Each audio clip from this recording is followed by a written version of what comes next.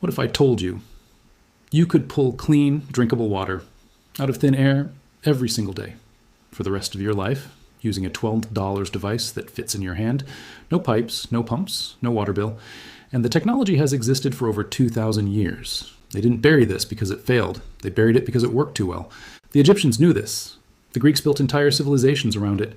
Roman engineers used it to supply water to desert outposts where no river existed. And in 2019, MIT published a study confirming the exact same physics. In 2021, researchers at UC Berkeley built a device using these principles and pulled over 5 liters of water per day from air in the Mojave Desert, one of the driest places on Earth. This isn't fringe science. This isn't conspiracy. This is atmospheric water collection, and it is one of the most suppressed practical technologies in human history. Now here's where it gets interesting, because this technology, right now, could free millions of people from dependency on municipal water systems. It could make water bills obsolete. It could make water scarcity in dry climates manageable.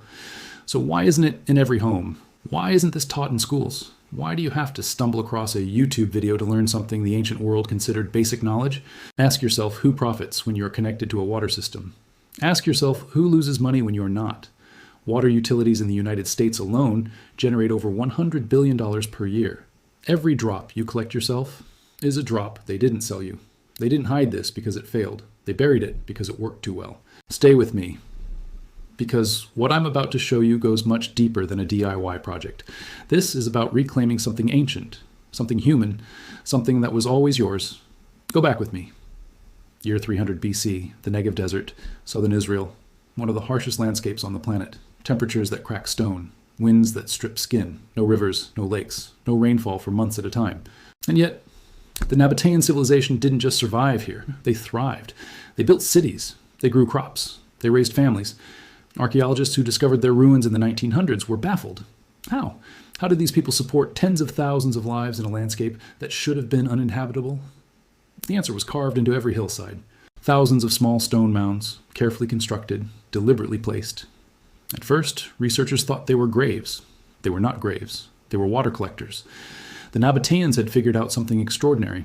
They understood that even in a desert, the air holds water, invisible water, suspended moisture, humidity that hangs in the atmosphere even when the sky is bone dry. And at night, when temperatures dropped, that moisture had nowhere to go. So they gave it somewhere to go. Those stone mounds cooled faster than the surrounding air, and when warm, humid air touched cool stone, it condensed. Water formed on the surface, drop by drop, hour by hour, all night long. Channels carved into the stone guided every drop into underground cisterns. By morning, hundreds of liters of clean water, waiting, ready. This wasn't magic. This wasn't luck. This was engineering. And they had mastered it centuries before Rome built its first aqueduct. Now fast forward, 1900s, the Atacama Desert, Chile, still one of the driest places on Earth. Some areas receive less than 1 millimeter of rainfall per year. A woman named Maria, a farmer living in a village with no running water, would wake before dawn every morning. She walked 3 miles to collect water from a distant source. 3 miles every morning, rain or shine. Until the day a foreign aid engineer came to her village and showed her something. A mesh net stretched between 2 poles. That's it.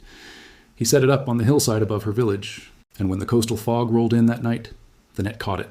Thousands of tiny droplets collecting on the mesh, running down into a pipe, dripping into a tank. By morning, 50 liters of clean water, from fog, from air. Maria never walked those 3 miles again. What happens next changes everything. Because that mesh net, that simple, elegant technology, it works even better when you understand the science behind it. And you can build one for $12. Let me break down what's actually happening here. Because once you understand this, you'll never look at the air around you the same way. The atmosphere is an invisible ocean. Right now, wherever you are, the air around your body is carrying water. Even in a desert, even in winter, even on a clear, sunny day, it's always there. The scientific term is absolute humidity, the actual mass of water vapor present in a given volume of air. In a temperate climate, 1 cubic meter of air can hold up to 30 grams of water. Think about that. The air in your room right now, if your room is average size, contains close to half a liter of water, just floating there. Now, here's the mechanism that makes this system work. It's called the dew point. When warm air cools down to a specific temperature, that temperature being the dew point, it can no longer hold all its moisture. The water has to go somewhere, so it condenses. It becomes liquid. This is why grass is wet in the morning when it hasn't rained. This is why a cold glass sweats in summer. This is why fog exists. The Earth itself cools overnight, drops below the dew point, and the air surrenders its water. The Nabataeans understood this intuitively. MIT has now quantified it precisely. And the beautiful thing, you don't need to cool the air artificially. You don't need electricity. You don't need machinery. You just need a surface that cools quickly. A surface that is 1, large enough to collect significant surface area. 2, exposed to airflow. 3, able to cool rapidly at night. That's it. That is the entire physics of atmospheric water collection. A $12 shade cloth mesh, properly positioned, becomes a legitimate water harvesting system. At 70% humidity in a moderate climate, a well-positioned 3-meter mesh net can collect 2 to 8 liters of water every single night, without power, without pipes, without paying a single cent to anyone. But here's what makes this even more powerful. This isn't just for deserts. This isn't just for survival situations. Urban areas, cities, have higher humidity than surrounding landscapes because of the heat island effect. Your rooftop in a city could be one of the best water harvesting surfaces on the planet, and nobody is using it. This is just the beginning, because the mesh net is only one version of this technology. And the $12 version? It's the one that works best. Let's talk about money, because this is where it gets almost insulting. A modern atmospheric water generator, the commercial version of exactly this technology, costs between $1,500 and $4,000. Companies sell them to preppers, to off-grid homesteaders, to emergency services. They run on electricity. They require filter replacements. They need maintenance.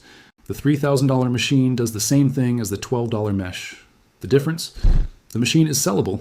The mesh is not. You cannot build a subscription model around a piece of shade cloth and 2 metal poles. You cannot sell filter replacement packs for a stone surface and a collection channel. You cannot charge $200 for installation of something a 12-year-old can set up in 40 minutes. This is why it isn't marketed. This is why it isn't on the front page of every survival website. Not because it doesn't work, but because it works too well, too cheaply, for anyone to profit from it at scale.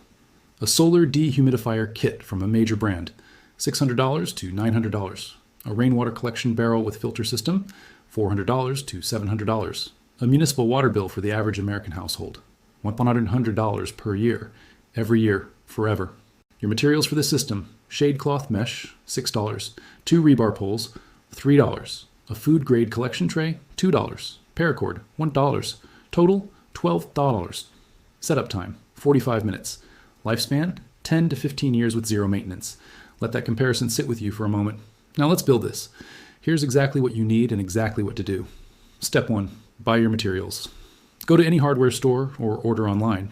You need a black shade cloth mesh, the kind used for garden sun shading. Get a 1 meter by 2 meter piece minimum. Black color is critical. Black surfaces cool faster at night, which means faster condensation, which means more water. You need 2 metal poles, rebar, PVC, or wooden dowels at least 1.5 meters tall. You need a collection tray or channel, a piece of rain gutter, a folded tarp, or food-grade plastic container placed at the base. You need paracord or zip ties to secure the mesh to the poles. That's it. Total cost, $10 to $14 depending on where you shop. Step 2, choose your location. This is critical. Position your mesh where it will catch airflow, on a hillside if possible, on a rooftop edge.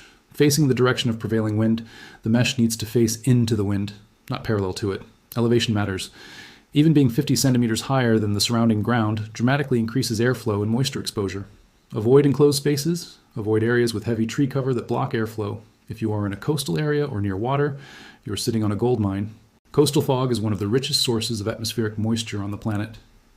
Step 3, set up the rig. Drive your poles into the ground approximately 1.5 meters apart. Stretch your mesh between them. It should be taut, but not rigid. Slight movement in the wind actually increases water collection, as droplets are shaken downward. Angle the bottom edge of the mesh slightly inward over your collection tray.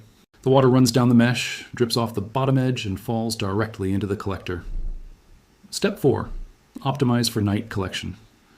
The system works best from approximately 2 hours after sunset to 1 hour after sunrise. This is when the temperature drops below the dew point and condensation is maximized. If you want to dramatically boost output, hang a second mesh layer 5 centimeters behind the first. Double layer, double surface area, nearly double collection. For under $25 total, you now have a 2-layer atmospheric water collector capable of producing 4 to 10 liters per night in moderate humidity conditions. Step 5, filter. Before you drink, run the collected water through a simple activated carbon filter or a cloth pre-filter before drinking. Atmospheric water is exceptionally clean. No ground contamination, no heavy metals from soil, but it can pick up dust and pollen from the air or the mesh surface. A basic Brita-style filter is sufficient. Do not skip this step. 5 steps, $12, less than an hour of your time. You now have a water source that requires nothing from the grid. Stay with me, because I want to show you the extreme version of this, the version that ancient civilizations scaled to feed entire cities, and the version that a single family can use to become completely water independent. What I'm about to describe has been successfully implemented in Ethiopia, Peru, and Morocco, and it requires nothing you can't find at a hardware store. The village of Chungungo, northern Chile, 1990s. A village of 330 people. No river, no groundwater. Water was trucked in twice a week. When the truck didn't come, people didn't drink. A team of Canadian and Chilean engineers arrived and studied the hillside above the village. They noticed something. The coastal fog that rolled in from the Pacific every evening was thick and consistent. Humidity levels above 90%, almost every single night. They proposed something that local officials laughed at. Giant fog nets, the size of billboards, stretched across the hilltop facing the ocean. 50 nets, each one approximately 4 meters by 12 meters. The officials called it ridiculous. The engineers built it anyway. 48 hours later, those nets were producing 11,000 liters of water per day. 11,000 liters from air. The entire village, drinking water, cooking water, garden irrigation, supplied by nothing but fog and mesh. The local water truck was dismissed. The water bill dropped to 0. The children of Chungungo grew up in a village that had been transformed by a concept older than the Roman Empire. They didn't need a pipeline. They didn't need a reservoir. They didn't need government infrastructure or corporate investment. They needed mesh and the knowledge that had been sitting in the archaeological record for 2,000 years, quietly waiting for someone to use it again. Now, I want to be straight with you. Because this technology is real, but it is not a miracle. It is not perfect for every situation. If you live in an extremely arid desert with humidity below 20%, this system will produce very little water without significant scaling. If you live in a fully enclosed urban environment with no rooftop or elevated outdoor access, collection will be limited. This system works best in coastal zones, humid climates, mountainous regions with fog patterns, and open landscapes with consistent airflow. It works reasonably in most temperate regions with standard seasonal humidity. It works poorly in extreme dry heat with no seasonal fog or dew. Know your environment. Test your system for a week before depending on it. And always have a secondary water source. This is a tool, a powerful one, a nearly free one, but it is one layer of a resilient water strategy, not your only layer. I'm telling you this because I want you to trust what I share, and I want this to actually work for you. Here's what I want you to take away from everything you just heard. The Nabataeans carved channels into desert stone. Maria in the Atacama Desert stopped walking 3 miles before sunrise. The village of Chungungo turned coastal fog into 11,000 liters a day. MIT confirmed the physics in a peer-reviewed journal. Berkeley built a working prototype in the driest desert in America. And you, right now, can build this exact system for the price of a fast food lunch. The ancient world knew this. Science confirmed it. Industry buried it. And now you know it. That knowledge, that specific chain of understanding, is exactly what they bet you'd never connect. They were counting on you not knowing the Nabataeans. They were counting on you not hearing about Chungungo. They were counting on the price tag of $3,000 machines convincing you that water independence was for someone wealthier than you. It was never about the price. It was always about the knowledge. And knowledge is the one thing that, once shared, cannot be taken back. If this video reached you, share it. Not because I need the views, but because somewhere out there is a person living through a water crisis. Somewhere out there is a family paying a bill they can't afford for something that falls from the sky every night for free. Somewhere out there is someone who just needs to know what the Nabataeans knew. Share this video. Every share preserves what they tried to erase. Every share is a quiet act of defiance against a system designed to keep you dependent. The fog is rolling in tonight. The dew point is approaching. The air around you is full of water. All you need is the mesh.